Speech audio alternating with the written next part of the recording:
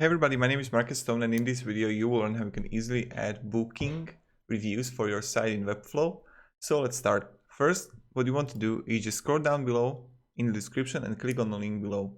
When you're going to do it, you will get on this site called L-Site. L-Site is an amazing company, and one of those widgets is booking reviews. So here you want to click on sign up for free, and you want to sign up with the Google or sign up with the Facebook. It's really up to you. And then just click login. Right here, you want to write booking, and you're going to see here booking reviews. Let's create a widget, and now you have option which one you want to choose. You can go like with the basic one or carousel or grid one, really up to you what you choose. Let's continue with the template.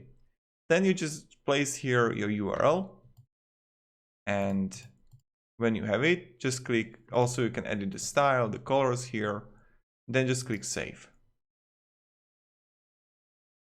When you will have it, you will have a code, but before that, you will be right here, and let me show you.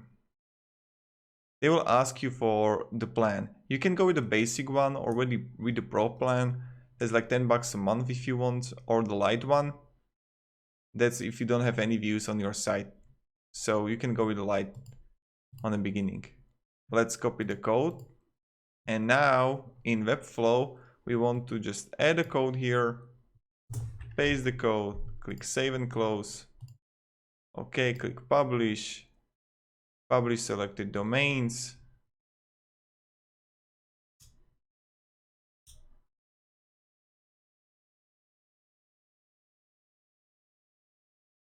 And let's just wait until it's finished.